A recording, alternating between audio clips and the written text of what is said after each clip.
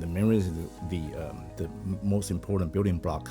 The general purpose controller was missing, and so that's where we come in to fill in the gap. Really, the power consumption for this 10 gigabit is only merely like a 700 milliwatt, right? Comparing to other technology in 10 gigabit is much less.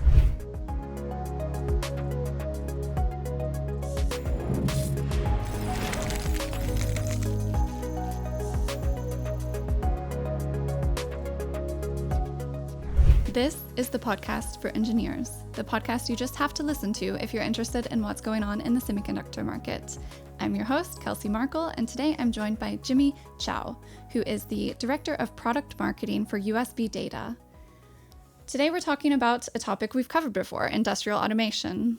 We covered this with our colleague Ingo in a broad overview, but today we want to really dive deep into USB. So, Jimmy, can you tell us, I know USB from chargers, from the consumer perspective, but how is it relevant for industrial automation? So USB probably the most well-known interface technology that in the entire history, I guess, that's the 3-layer known by pretty much everybody, right?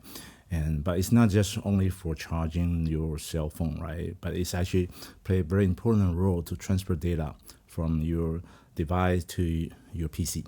Right, so for the industrial automation, one of the very important function is called machine vision, right? And the USB actually playing a very important role for interfacing between the camera and the PC.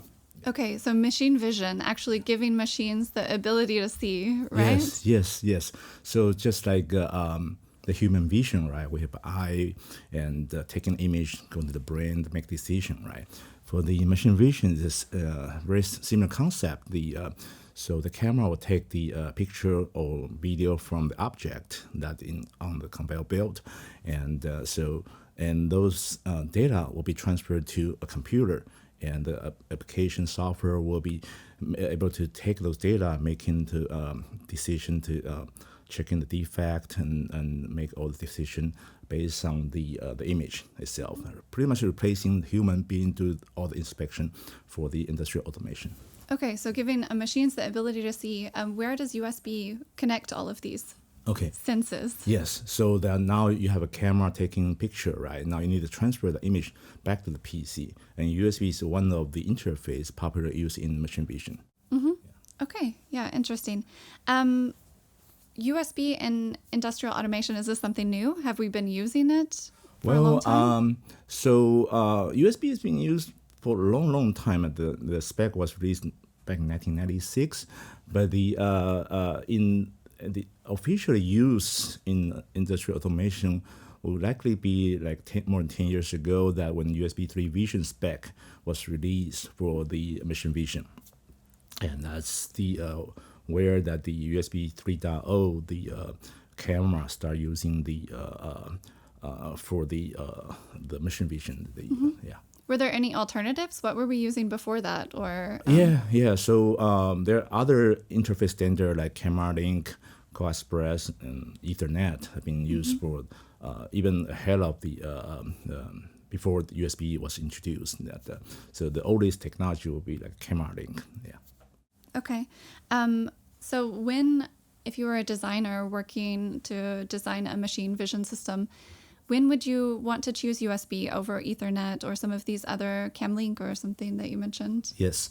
So number one is really the simplicity that the USB is a plug and play, right? So you take this USB camera, plug in the system, you're ready to go, right? Unlike the other interface, you got to go through a lot of setup in order to use the camera. And the other things, of course, the USB really consume a lot less power compared to other interface. And also the USB is actually built into all the PC, right? For other technology, likely to need a frame grabber card to plug into those PC in order to connect to those camera. Mm-hmm. I assume nowadays there's a lot more data that needs to be transferred too. The cameras are better. There's more cameras involved in machines now. Yeah. So how does USB help in this sense? Okay, so the USB 3 vision that they're supporting 5 gigabit, that was 10 years ago. Right? For a long time, actually more than 5 years, our customer been demanding higher bandwidth because the camera sensor getting bigger and bigger to support higher resolution, higher frame rate. So one of the solution that they came out with by using multiple of the older technology, like 5 gigabit port, right, in order to achieve higher bandwidth. Okay, so if you can compare it maybe to like an HD camera to a 4K camera, there's a lot more data that needs to be transferred. In the past, you said customers were just using the existing solution and just using multiple. Side by side, a bunch of USB ports, right? Exactly. Take that resolution, for example, right? Now, in these days, the 4K 60 frames per second is pretty common today, right? But that requires the 4 gigabit of bandwidth to transfer those uncompressed video, right? So that wasn't possible to be done in the old USB 3.0 technology. Yeah, and then setting up these different ports side by side, it requires a lot more materials, more space. Certainly. When you have camera, have two USB ports behind it, right? And you got to connect two cable to the PC. Now, that's really an awkward solution. But really, those really don't have other choice of it because we didn't exist in the past. Okay, so it sounded like technology wasn't advancing and people were just trying to make it work. But it was time for a new solution, right? Yes. So what was the solution? Okay, so about 3 years ago, right, we started this project called FX3 G2, and we started making the next generation of our popular FX3 controller, which now increased performance to up to 3x. So now we're able to provide 10 gigabit of bandwidth to the camera. Okay. And so 10 years ago, we released the spec already for this? So the 10 gigabit USB spec was released 10 years ago, right? And but for the past 10 years, the only 10 gigabit the application you can see using this technology will be like your portable SSD, right? Okay. And the memory is the most important building block. The general purpose controller was missing, and so that's where we come in to fill in the gap. So is this something that our customers were like asking for, or did we kind of anticipate the need? Did we? Yeah. Well, okay. So this go all the way back to 1996 when we had the first FX1, the controller, where FX1, FX2, and in 2010 we have FX3, and from that we haven't had any new product until end of last year that we introduced FX10. So the last decade. Yeah, exactly. So the customer, of course, they have been anticipating this product for at least over 5 years. Okay, so I'm sure that they are happy to learn about our latest product. Yes. Can you tell me a little bit more about it? Okay, so the first product we introduced is called EasyUSB FX10. And it is the USB 10 gigabit interface controller and primarily optimized for the machine vision camera. And so the customer are able to take this and replacing those two-port solution they use today with our earlier generation FX3 and providing just a simple one-port connection offering even higher bandwidth than before. Okay, how much more bandwidth? How much better is it? So the old FX3 only can provide 3.2 gigabit of bandwidth. Now with the FX10, now you have 10 gigabit of the bandwidth. Okay. Yeah. Okay, great. But I guess that's not the end of the story, right? Are we anticipating the next step? Yes. As a matter of fact, we're actually taking out new generation FX20, which offering 20 gigabit, and will be ready in probably a couple more months. Okay, great. Yeah. So we've been waiting for a decade for something new, and now we're not only bringing out the 10, but we're bringing out the 20 gigabit, right? Yeah. So the group, the team actually, the reason been so long because the team was focusing on the power delivery for couple of years, right? Now we're going back to the data. Now we're trying to catch up the game. Now we have 10 gig and following by 20 gig, right? And soon in the future, we're going to have the USB 4 supporting even faster 80 gigabit bandwidth. Okay. Are we the only ones experimenting in this space? Oh, yeah. So for this, really that you're looking at the all the history in the past, and also the wide customer base we have, it's very hard for other silicon company to come up with a similar solution because it's actually pretty big investment for us as well.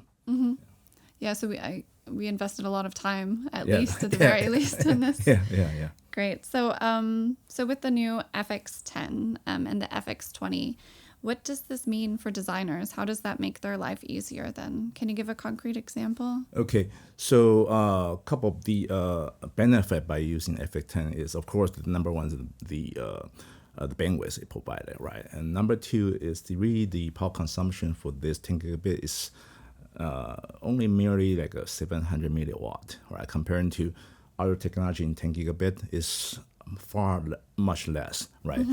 That will translate into smaller camera and less power consumption for higher data transfer, right?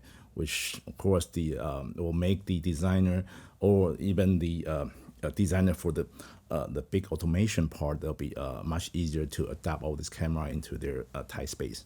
Okay, so smaller systems. Yes. And overall, what about the bill of materials? I guess since they need fewer connectors, that would have an impact? Yeah, of course, a few connector, and also have a lot of integration for this part. From learning from FX3 used in the past, we have integrated a lot more function into the FX10, so the designer will have the less component on the board as well as the less space. Okay, basically just a simpler Yes, design. exactly. Yeah, cool. So what does the future of USB look like then? Yeah, so USBs keep advancing. This USB 4 combining the Thunderbolt and the USB all together was released probably more than 2 years ago, right?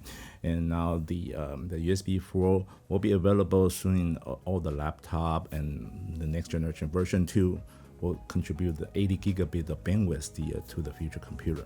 Yeah, and I'm pretty sure that will play a very important role in the industry automation for a long time. Good. Well, it looks like there's a promising future ahead for USB and industrial automation. Thank you so much, Jimmy, for being with us. You're welcome.